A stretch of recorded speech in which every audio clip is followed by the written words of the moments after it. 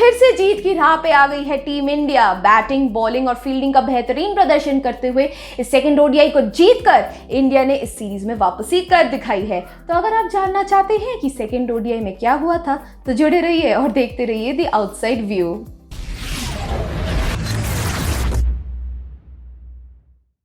तो शुरुआत करते हैं बड़े पर्दे से। सबसे पहले बात करेंगे कि दोनों टीम्स ने पहले ओडीआई के मुतालिक अपने सेकंड ओडीआई के प्लेइंग 11 में क्या क्या बदलाव किए थे। तो पहले इंडिया से शुरुआत करेंगे। तो इंडिया ने 2 बदलाव किए थे नई तरीके से 2 खिलाड़ियों को शामिल करके, वो थी हरलीन देओल और मेघना सिंह। और बांग्लादेश ने भी एक ही बदलाव किया था, वो था लता मंडल को अपने प्लेइंग 11 में नई तरीके से शामिल करके। अब आते हैं मैच समरी पे। तो टॉस जीता बांग्लादेश ने और उन्होंने गेंदबाजी करनी चाहिए। इंडिया ने पहले बल्लेबाजी करते हुए बेहतरीन प्रदर्शन किया बिना किसी शक के, क्योंकि दिख रहा था, बहुत ही साफ था कि अपने पिछली गलतियों को सुधार करते हुए, उन पे सुधार लाते हुए, इंट्रोस्पेक्शन करते हुए अच्छा गृह कार्य करके इंडिया आई थी और बल्लेबाजी से बखूबी उन्होंने प्रदर्शन किया था, काफी इंप्रूवमेंट लाई थी। हाँ, टॉप ऑर्डर कुछ खास अपने आप को एक्सप्रेस नहीं कर पाई थी, पर इंडिया की मिडिल ऑर्डर खास तौर पे जेमिमा रॉड्रिक्स और हरमनप्रीत कौर ने बेहतरीन और शानदार बल्लेबाजी का प्रदर्शन किया था। बता दें कि एक पॉइंट पे जब हरमनप्रीत 48 पे बैट कर रही थी, वो नाबाद थी, उनके बाएं हाथ में कोई प्रॉब्लम आ गई थी, शायद वो चोटिल हो गई थी, जिसके चलते उन्हें रिटायर्ड हर्ट होना पड़ा था। उनके बदले हरलीन देओल आई थी और इंडिया ने अपना बैटिंग रिज्यूम किया और जेमिमा ने पूरा रिस्पॉन्सिबिलिटी लेते हुए, इंडिया के इनिंग्स को एंकर करते हुए पूरा इंश्योर किया कि वो बैटिंग का टोन सेट कर दे इंडिया के लिए और इंडिया को वो बूस्ट दिला पाए पहले बल्लेबाजी करते हुए।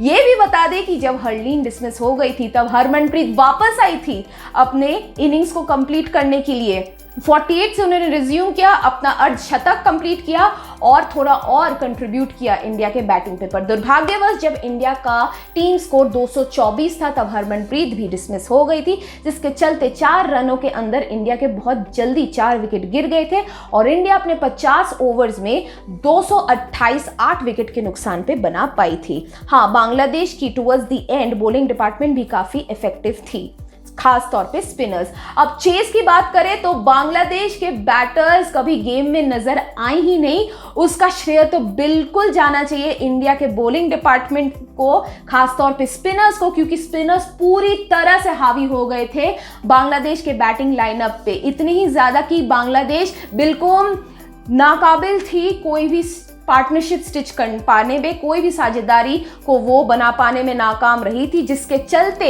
बांग्लादेश 35.1 ओवर्स में ही 120 पे ढेर हो गई थी, 120 ऑल आउट। और इसी के साथ इंडिया ने इस सेकेंड ओडीआई में बाउंस बैक किया, इसको 108 रन के एक ह्यूज मार्जिन से व्यापक तरीके से जीतकर और इस सीरीज को 1-1 पे लेवल कर दिया है। अब आइए गौर फरमाते हैं star performers of the day. सबसे पहले आते हैं इंडिया से बात करने पहले खिलाड़ी बिना किसी शक के जेमिमा रॉड्रिक्स। जी हाँ, gem of a performance from Jemimah Rodrigues. बल्लेबाजी से 86 रन और गेंदबाजी से 4 विकेट। इसी के साथ वो बन गई पहली ऐसी भारतीय जिन्होंने एक ओडीआई में ना ही सिर्फ 50 से ज्यादा रन्स बनाए पर साथ ही 4 विकेट्स भी चटकाए। बेहतरीन प्रदर्शन था उनका। और दूसरी खिलाड़ी बिना किसी शक के एक बार फिर से कप्तान हरमनप्रीत कौर, जहां पे वो चोटिल हो गई थी, वो खेलने में सक्षम थी, 48 पे रिटायर्ड हर्ट होने के बाद भी अपनी ड्यूटीज रिस्पॉन्सिबिलिटीज को समझते हुए वो वापस आई और ब्रेवरी दिखाते हुए उन्होंने अपना अर्धशतक कंप्लीट किया, एक साझेदारी में शामिल हुई जेमिमा के साथ और इंडिया के बैटिंग में काफी ज्यादा रन्स बनाते हुए कैटापुल्ट किया इंडिया के स्कोर को। अब बात करेंगे बांग्लादेश के स्टार परफॉर्मर्स की। तो पहली खिलाड़ी बिल्कुल नाहिदा अख्तर, क्योंकि इंडिया के टुवर्ड्स द एंड, उनके इनिंग्स के आखिर में नाहिदा बहुत ही इफेक्टिव हो रही थी, 2 विकेट्स लेते हुए फील्डिंग का बेहतरीन प्रदर्शन करके वो बांग्लादेश के लिए उस टाइम बहुत ही डेथ के टाइम बहुत इफेक्टिव हो रही थी। और दूसरी खिलाड़ी तो बिल्कुल टॉप ऑर्डर बैटर फरगाना हक, जो बांग्लादेश की टॉप स्कोरर रही थी 47 रन बना के।